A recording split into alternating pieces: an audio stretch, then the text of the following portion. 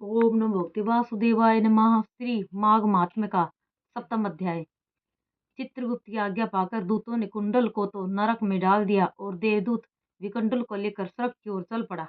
जिस समय देवदूत विकुंडल को लेकर स्वर्ग जा रहा था, मार्ग में विकुंडल ने देवदूत से कहा, हे दूत, शास्त्रकारों का कथन है कि सज्जनों के साथ 7 कदम साथ साथ चलने से मित्रता हो जाती है।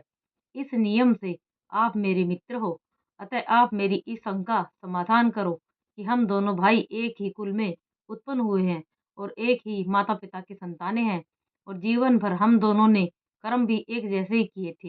हम दोनों भाई हिंसा और पाप करते रहे, लेकिन इस विचित्र स्थिति का क्या कारण है कि मुझे स्वर्ग मिल रहा है।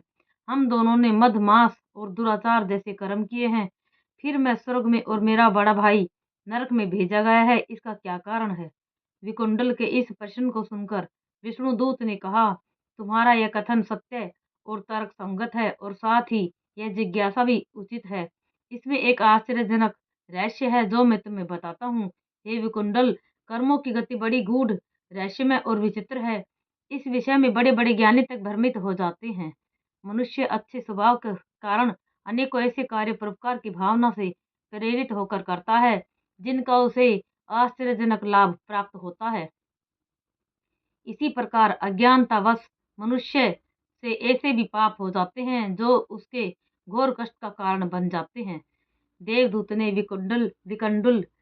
विकुंडल की शंका को समाधान करते हुए आगे कहा, यह तो स्पष्ट और सत्य है कि तुम दोनों भाई जीवन भर पाप कर्मों में लिप्त रहे, कभी भी कोई पुण्य कार्य नहीं किया, किंतु अपने जीवन के अंतिम वर्षों में तुम अपने भाई का साथ छोड़कर यमुना के दक्षिणी तट पर महर्षि सुमित्र के आश्रम में रहने लगे थे। वहां पर तुम्हारे जीवन को सदगति और सत्संग प्राप्त हुआ।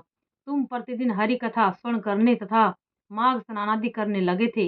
इस प्रकार तुम्हारा जीवन धार्मिक कृत्यों में लगने लगा था। परंतु तुम्हारा बड़ा भाई भीलों के साथ रहकर और भी अधिक हिंसा तथा पाप कर्म में लीन रहा। तुमने व्रत नियमों का पालन करते हुए विधि विधान पूर्वक माघ स्नान किया, इससे तुम्हारे संपूर्ण पापों का नाश हो गया तथा विष्णु भगवान की भक्ति और माघ स्नान के कारण तुम्हें स्वर्ग प्राप्त हुआ। तुमने न तो कोई बड़ा दान किया, न यज्ञ किया और न ही तप किया, फिर भी तुम्हें स्वर्ग प्राप्त हुआ। इसका तुम्हें बड़ा आश्चर्य है।